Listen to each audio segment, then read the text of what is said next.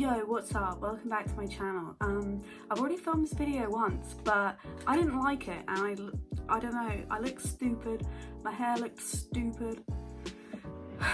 If you hear any background noise, it's because it's my cat, or it could be the ghost that lives in my house. But I've been eating these like spaceship things with the sherbet inside, but like the sherbet in it just tastes like nothing. So it's like you're just eating like a big lump of like powdery paper. It's disgusting. Okay, so basically I'm going to be telling you the story about how my brother was possessed. I've got loads of brothers, but my oldest brother is called Zach, and he went with a friend to the Tolhouse Museum for a ghost hunt. Tolhouse Museum was built like 800 years ago, so like it's really old. And it did used to be a prison at one point, and it had like murderers and people accused of being witches and all that kind of thing, like criminals obviously in the cells. Before my brother went to the Toll House, he was kind of skeptical. My brother is really open-minded, especially with ghosts and shit like that, but he didn't think anything was going to go down, basically. So the original group of around 20 people that were there for the ghost hunt was split into two. After they'd done some like grounding exercises, one of the groups, which my brother was in, went upstairs and they were told to all stand around in a circle and hold hands. The two mediums were in the circle, like calling to the spirits and stuff. A few people were saying that they felt cold, and then the two mediums were like telling the spirits to like touch someone's arm or leg or something. A woman in the circle, she started saying that her leg was being like lifted up in the air. My brother again thought that this was stupid and was laughing because he didn't believe that it was actually happening. So he looked over to his friend and laughed. And when he turned back to look back over at the woman, his arm was stuck in the air. Like stuck in the air like this. He started freaking out obviously because he didn't feel his arm get like put in the air. He didn't feel it go in the air. And then also he couldn't bring it back down. Like he physically couldn't bring his arm like back down near his side. But he doesn't like everyone looking at him, and everyone was obviously looking at him because his arm was stuck in the air. And then his friend who was standing next to him, they were still holding hands, started like screaming, saying that Zach was squeezing their hand and like crushing their hand. It was the same thing, like he didn't feel him doing it, if that makes sense. The two mediums took him away and broke him out of the circle. This is where my brother's memory goes really fuzzy. People told him what happened after, but he can't remember anything from this point on until later. So they took him away, they put him in a corner away from the rest of the group, and they were asking him things like, where do you live? What's your name? And stuff like that. And apparently he was laughing at them and saying, I live here in the writing room. They found out later on that that room that they were in was actually used to be used as like a writing room of some kind. I don't know what a writing room is, so like, I don't really know what to tell you there, but yeah. Apparently the two groups met together, and a few people from the group left because they didn't believe what was happening. Like they thought it was just like being made up or whatever. They thought it was bullshit basically. My brother says that if it wasn't happening to him, he would believe it was bullshit as well because it just seemed so fake. The two mediums then took my brother outside, and this is where my brother's memory comes back. But he said to me that it felt like he teleported, like that time where he can't remember. It was like he blinked and then he was outside. Like he can't remember that big section of time. It was like it never happened at all. They took him outside, and my brother is like going off on these two old women.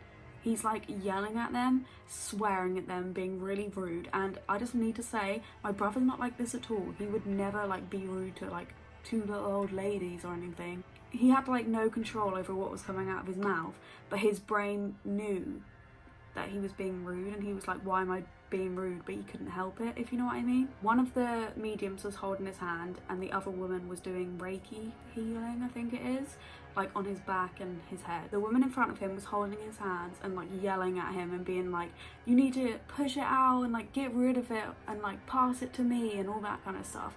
My brother was so fucking confused. My brother said he had no idea what was going on. He didn't know what to do, so he literally just tensed everything in his body, and it worked somehow.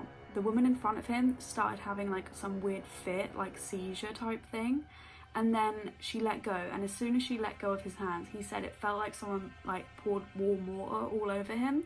He said it felt really good and it was weird. This old woman, who's probably about 60, she just starts fucking punching the wall.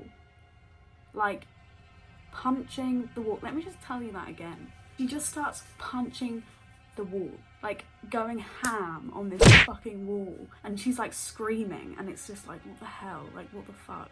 My brother went indoors and he did actually like do the rest of the night, and he said it was really good, but he was still really confused and stuff.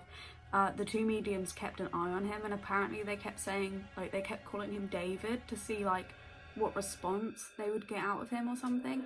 So apparently David was like one of the known spirits there, so they thought it was him that like possessed my brother, and they kept being like, David, and my brother was like, no, like what the hell.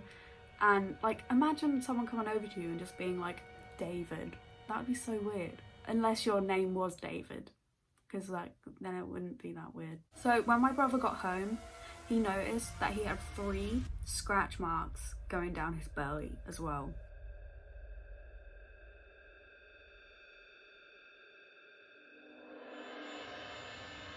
My brother did get invited back to the Tollhouse Museum, and he did go again, but nothing happened the second time. He was completely fine, like nothing. So he thought it was over. He got a phone call from one of the mediums, and she was like, what have you brought into your house that's new? And my brother was like, nothing, because he didn't know what she was talking about. And she was like, yeah, facing the window you've put something new in your house. And my brother was like, oh shit, I have.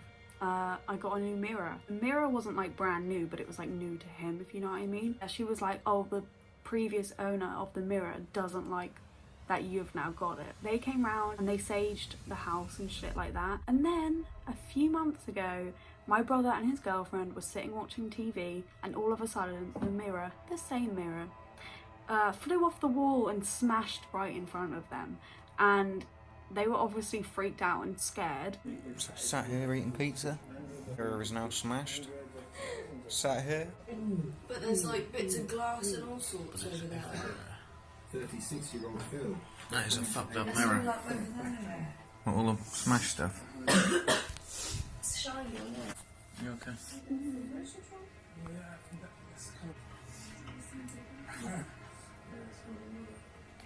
So a few months ago, I was actually at my brother's house, and we were talking about all of this. And we were also talking about how my brother took this picture on Snapchat of him holding another phone, taking the picture with like his actual phone, but then he had a different phone like this.